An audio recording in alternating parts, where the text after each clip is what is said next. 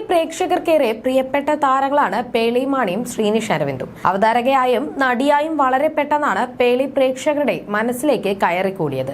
അതുപോലെ തന്നെ ഹിറ്റ് സീരിയലുകളിലൂടെ ശ്രീനിഷും പ്രേക്ഷകരുടെ പ്രിയപ്പെട്ട നടനായി മാറുകയായിരുന്നു.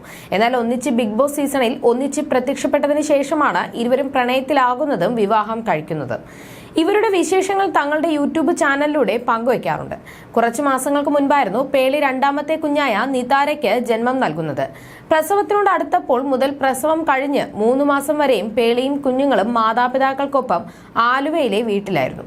അടുത്തിടെയാണ് ശ്രീനിഷിനൊപ്പം മക്കളെയും കൂട്ടി സ്വന്തം ഫ്ളാറ്റിലേക്ക് പേളി തിരികെ എത്തിയത്.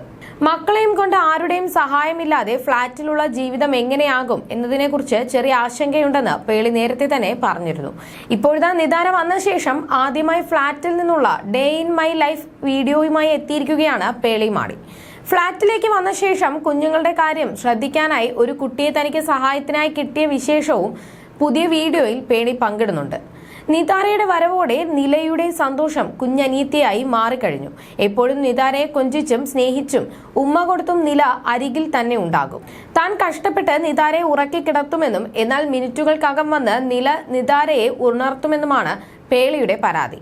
നിതാരയെ ഉമ്മ വെച്ചും കൊഞ്ചിച്ചും നിലയ്ക്ക് മതിയാകാറില്ലെന്നും നിതാരയുടെ അടുത്തുനിന്ന് നിലയെ വഴക്ക് പറഞ്ഞ് മാറ്റാൻ പറ്റാത്ത സ്ഥിതിയാണെന്നും പേളി പറയുന്നു.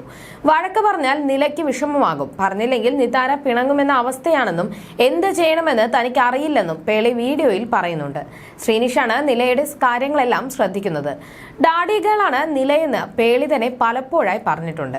ഡേ ഇൻ മൈ ലൈഫ് വീഡിയോയിലെ ഒരു ഭാഗം ഏറെ ശ്രദ്ധിക്കപ്പെട്ടു.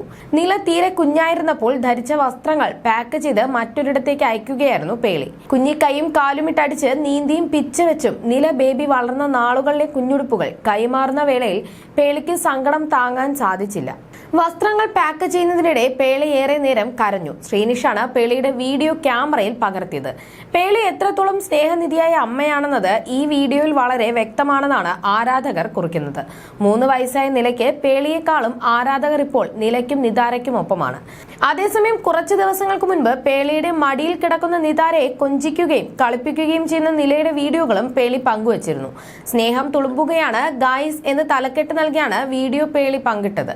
നിതാരയെ പല പേരുകളും ചൊല്ലി നില വിളിക്കുന്നതും പേളിയുടെ ദേഹത്ത് കയറി നിന്ന് നിതാരയ്ക്ക് നില മുത്തം നൽകാൻ ശ്രമിക്കുന്നതുമെല്ലാം വീഡിയോയിൽ കാണാം.